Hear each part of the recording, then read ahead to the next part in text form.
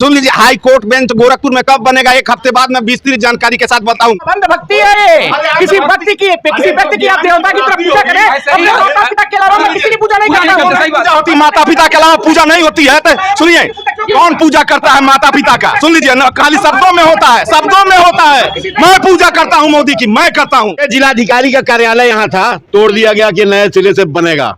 इसका हम जानते हैं कि इसका मानचित्र कई बार बना है और आज भी बन नहीं पाया है। ये दिखाइए जो खाली पड़ा हुआ है जिलाधिकारी का। मोदी जैसा नेता न पूर्व में हुआ है और न 25,000 वर्षों में इस ग्रह पे पैदा होगा। मैं तो उनकी पूजा करता हूँ, शंकर जी की पूजा। अधिवक्ताओं के सारे आंदोलन होते हैं, उसमें प्रदेश सरकार और केंद्र सरकार दोनों सरकार मिलकर उसको कुचलने का कार्य करती है। अधिवक्ता समाज कभी भी इस सरकार के साथ खड़ी होती हुई नहीं दिखाई देगी। सत्ता में आने पे 10 साल हो गया ना, वो हाईकोर्ट बेंच की बात करते हैं, न ही पूर्वांचल राज्य की बात करते हैं। जगह आदमी आता है तो अपील में दूसरी जगह जाता है। आंदोलन में हमारे मुख्यमंत्री ने हमारे चेयरमैन को समय नहीं दिया 2 मिनट मिलने का। इतना बड़ा आंदोलन प्रदेश में खड़ा अधिवक्ताओं का, लेकिन उनको 2 मिनट समय नहीं था कि अधिवक्ताओं की पीड़ा को सुन। नमस्कार दोस्तों, मैं रूबी सिंह और यहाँ पे मैं गोरखपुर के कलेक्ट्री में मौजूद हूँ, कचहरी में। और यहाँ पे मैं बता दूँ कि जो चुनाव 2024 का चुनाव आने वाला है, उस पे मैंने यहाँ पे जो वकील लोग हैं, आप मेरे आमने सामने देख सकते हैं। आप कैमरा भी फोकस करिए, इधर दिखाइए कि बहुत सारे लोग मौजूद हैं मेरे सामने। और मैं इनसे ये जानने की कोशिश करूँगी कि जो 2024 का चुनाव आने वाला है, उस पे कौन काबिज होने वाला है। क्या मोदी जी फिर से आएंगे सत्ता में या फिर नहीं? सर, सबसे पहले आपका बहुत बहुत स्वागत है हमारे चैनल। देखिए, जो भी अच्छा काम करेगा हमारे दृष्टिकोण में, मोदी जी, एक तो उनके कोई बाल बच्चा नहीं है और निस्वार्थ भाव से तन, उनकी कोई न जात है न कोई पार्टी है। स्वाभाविक है कि किसी दल में रहना संविधान की व्यवस्था के अनुसार। तो दुर्भाग्य या सौभाग्य से मोदी जी बीजेपी में है। मोदी जी कोई व्यक्ति नहीं है, वो बहुत बड़ी चीज़ है जिसकी व्याख्या मैं अपने शब्दों में नहीं कर पाऊंगा। और स्वाभाविक है, हमको ये लग रहा है कि जब तक मोदी जी जीवित रहेंगे, केंद्र में शायद दूसरे पार्टी की सरकार उनके जीवित रहते तो नहीं बनने की कोई संभावना नहीं दिखाई दे रही है। ऐसा क्यों सर? अरे ये बताइए, जो प्रमाण सिद्ध है, महात्मा आदमी कोई उसके पैरेलल। ये बताइए, भारत जी ऊंचाइयों को छू रहा है, जिसके समकालीन छू रहा है। हमको प्राचीन इतिहास में नहीं जाना है, मध्यकालीन इतिहास में नहीं जाना है, 2, 4, 5, 10 वर्षों का ही अध्ययन करना है, जिसमें हमको लग रहा है सब लोगों का जीवन ऐसा रहा है कि आराम से टीवी में, चैनल पर, कुछ प्रत्यक्ष जनसभाओं में मोदी जी को लोग सुने होंगे, देखे होंगे, उनके क्रियाकलाप, कार्यकलाप को देखे हैं। भारत क्या विकास किया, उनके आने के पहले कौन सा भारत था, मोदी जी के आने के पश्चात कौन सा भारत है, यह अंतर भारत की प्रत्येक जनमानस कर जी जी जी। सर, आपको क्या लगता है 2024 में किसकी सत्ता आने वाली है? कि 2024 में जो है, जो मुद्दे की राजनीति से लोग भटक गए हैं, अगर मुद्दे की राजनीति लोग करते हैं तो उस मुद्दे की राजनीति के अनुसार जो है, जो भी पार्टी अच्छे मुद्दों को लेकर के आएगी, जैसे बेरोजगारी की समस्या है, स्वास्थ्य की समस्याएं हैं और भी तमाम संसाधन की समस्याएं हैं, अगर वह मुद्दे जो भी सरकार लेकर के आएगी, हमको लगता है कि जनता उसके फेवर में जो है वोट करेगी। जैसा आपने कहा कि बेरोजगारी की तमाम समस्याएं हैं, तो क्या जो सरकार सत्ता में है वो उस पे काम कर रही है? देखिए, जो पिछली सरकार, इस समय जो वर्तमान सरकार है, जितने भी वादे किए हैं बेरोजगारी के लेकर के, उस मतलब मानक से जो है अपने आप को पूरा नहीं कर पाई है। ऐसा क्यों सर? तमाम ऐसे हम लोग बच्चों को अपने पढ़ा लिखा करके और अच्छे अच्छे कॉलेज में पढ़ाते हैं, अच्छा व्यवस्था देते हैं, उनको ज़्यादा फीस देते हैं, उसके बावजूद भी जो है उनके टैलेंट के अनुसार उनको जो है जॉब नहीं मिल पा रहा है। सरकार तो ये कह रही है कि अगर बच्चे में टैलेंट है तो वो बेरोजगार नहीं रहेगा। देखिए, कहने और करने में बहुत अंतर होता है। फिर आपने ये कहा कि बच्चे को पढ़ा रहे हैं, लिखा रहे हैं, फिर उनके अंदर टैलेंट रहेगा, तो ऐसे कैसे? कहने और करने में बहुत अंतर होता है। बहुत अच्छे पढ़ने लिखने वाले बच्चे जो है आज व्यवसाय कर रहे हैं, बेरोजगार घूम रहे हैं, तमाम तरह की समस्याएं हैं। क्या लगता है सर 2024 में किसकी सत्ता आने वाली है? देखिए, 2024 में मैं स्पष्ट रूप से बता दूं कि मोदी जी तो नहीं आने वाले हैं। मोदी जी नहीं आने वाले हैं, कांग्रेस की सत्ता आने वाली है। कांग्रेस ही एक ऐसी पार्टी है कि सारे जात धर्म और सारे लोगों को एक करके चलती है। वह किसी जात धर्म की राजनीति नहीं करती है। और जो मोदी जी की जो पार्टी है, भाजपा, जो है आजकल संप्रदायवाद और जाति धर्मवाद का ध्रुवीकरण करके ये सिर्फ वोट लेना चाहती है। सिर्फ उनका एक ही दृष्टिकोण है, किस तरीके से आम जनता जो आज गरीबी, भुखमरी, बेरोजगारी का दंश झेल रही है, और किस तरीके से धर्म का ध्रुवीकरण करके और धर्म के आधार पे वोट लिया जाए। और अब जनता समझदार हो चुकी है, अब जनता जागरूक हो चुकी है। पूरे देश की जनता ने मूड बनाया है कि इस बार जो कांग्रेस, जिसके समय में सरकारी नौकरी आसान थी, हर एक परिवार में लगभग सरकारी नौकरी थी, हर एक बच्चों की शिक्षा बहुत सस्ती थी, अभी सारी चीजें तो प्राइवेट सेक्टर हो रहा है, तो फिर सरकारी का? तो प्राइवेट सेक्टर इसीलिए तो हो रहा है, बड़े बड़े उद्योगपतियों का हाथ है, या जो शिक्षा माफिया हावी हैं उसको जो है कि शिक्षा को भी एकदम बिल्कुल रोजगार की तरह देख रहे हैं। अब शिक्षा जो है एक गुणात्मक चीज़ें नहीं रह गई हैं, शिक्षा माफिया हावी हैं, उद्योगपति हावी हैं। शिक्षा को देख लीजिए, एक आम आदमी मध्यम वर्ग का लड़का क्या अच्छे स्कूलों में पढ़ पाएगा जो आजकल फीस है। और सबसे बड़ी चीज़ जो उच्च वर्ग की शिक्षा है, जैसे इंजीनियरिंग की, बीटेक की, उसमें यदि आपके पास जो है ये बिल्कुल धनाढ़ आप हैं तभी पढ़ा पाएंगे। आम आदमी, गरीब का बच्चा आजकल उच्च शिक्षा नहीं ले पाएगा। और इसमें भी देखिए टैलेंट का हनन हो रहा है। यह सरकार कहती थी, भाजपा की सरकार कहती थी, मैं बता दूं आपको कि यहाँ जब देश में सरकार बनेगी भाजपा की, 10 साल हो गई, तो समानता का अधिकार हम लागू करेंगे, देश में सभी लोग एक समान। कहाँ गई? आज भी वो पिछड़ों की बात करती है, तमाम लोगों की बात करती है, जात धर्म के आधार पर वोट लेने की बात करती है।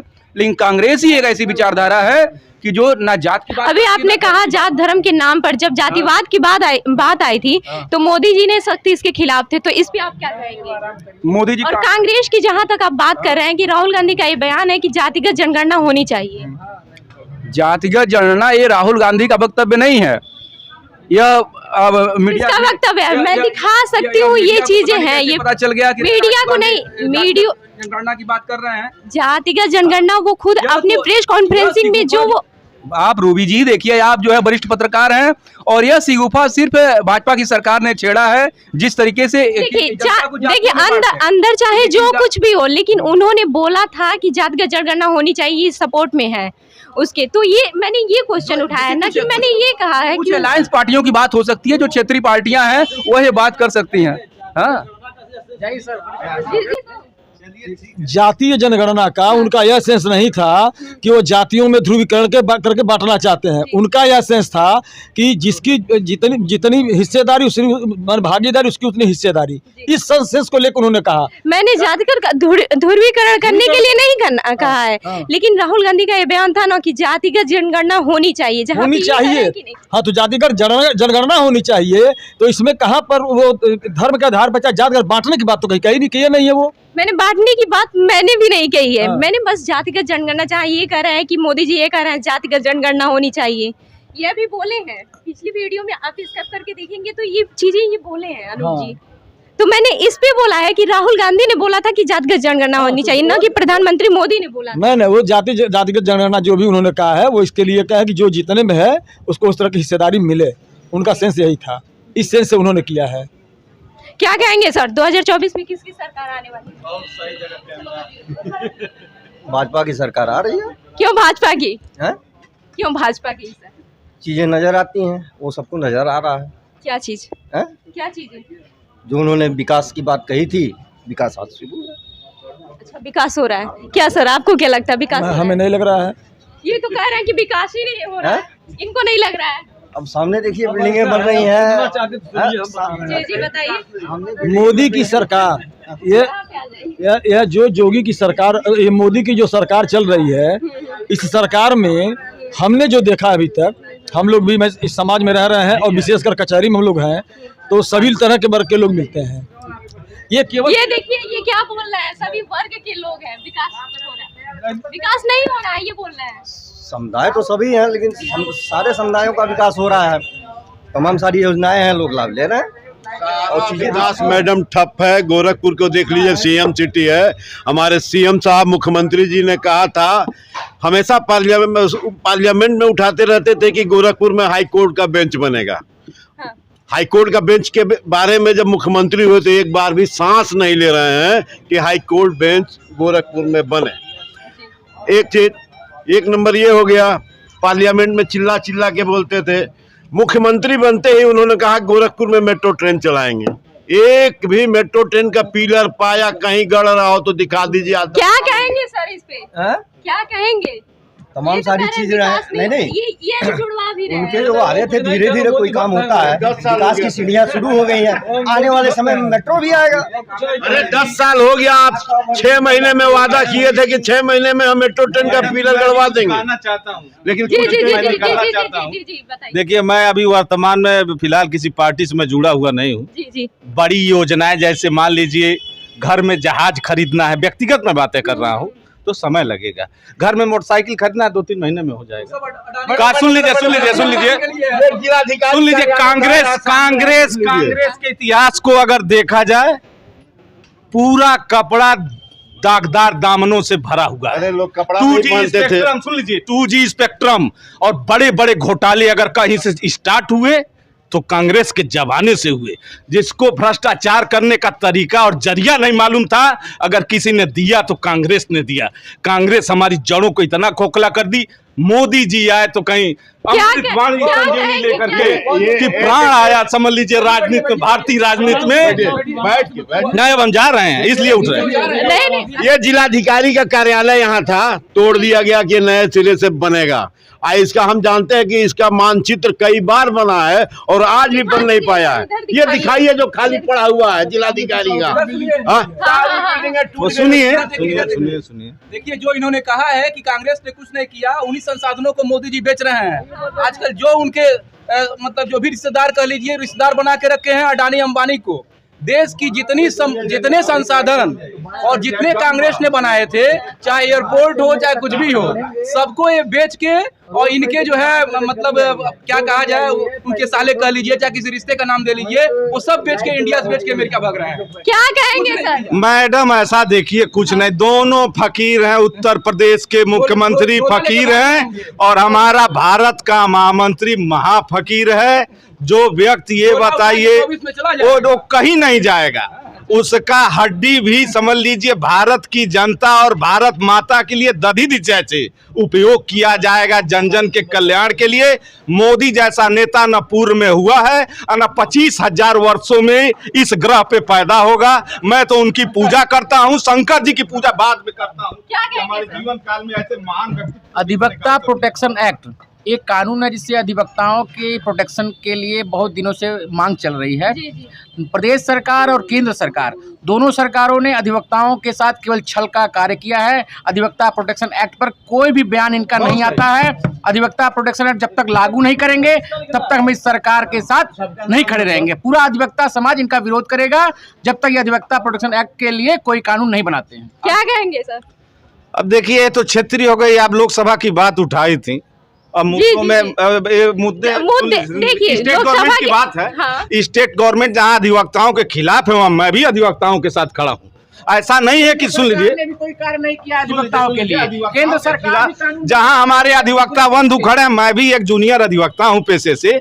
हमारे अधिवक्ता को जहां तकलीफ है, मैं वहां सरकार का कोई पक्ष नहीं रखूंगा। मैं अपने अधिवक्ता भाइयों के साथ खड़ा हूं। इस बिंदु पे कुचलने का कार्य केवल किया है।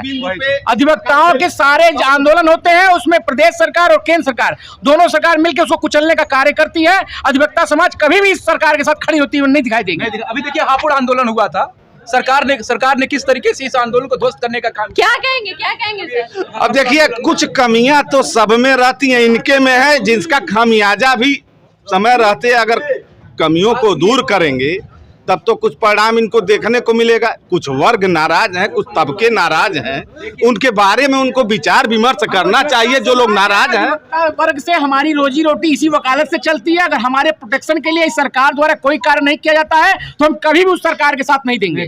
देखिए, हम अधिवक्ताओं ने, ये भाई साहब हैं, सभी लोगों ने मिलके हम लोगों ने एक बहुत लंबी लड़ाई लड़ी थी। यहाँ पे हाईकोर्ट बेंच संघर्ष समिति हम लोगों ने बनवाया था पूर्वी उत्तर प्रदेश में, और जिसको हम लोगों ने इस उत्तर प्रदेश के पूर्वी उत्तर सारे सांसदों से मिले थे। उस समय योगी जी यहाँ के सांसद हुआ करते थे। मैं खुद गया था उनका आभार व्यक्त करने के लिए।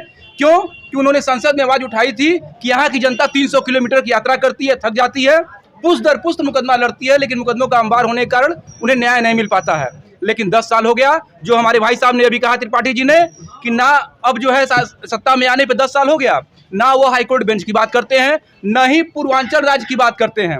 ये पूर्वांचल राज्य के लिए हर आंदोलन योगी जी किया करते थे। क्या कहेंगे सर? मैडम मैं कुछ प्लान मैं बनाया हूँ प्रधानमंत्री से मिलने का। प्रदेश के 80 जनपदों से कुछ अधिवक्ताओं को लेकर के हमको मार्च में समय भी मिला है। अच्छा, हमको मार्च में मैं अपने स्तर से राम जी एक प्रांत प्रचारक है कानपुर क्षेत्र के, जिनसे हमारी बात हुई है, और मैं एक नया संगठन उत्तर प्रदेश में अधिवक्ताओं का बना रहा हूँ कि हट के थोड़ा लीग से हट के और नहीं पाए आप, और आप प्रधानमंत्री से क्यों मिले जोगी जी से?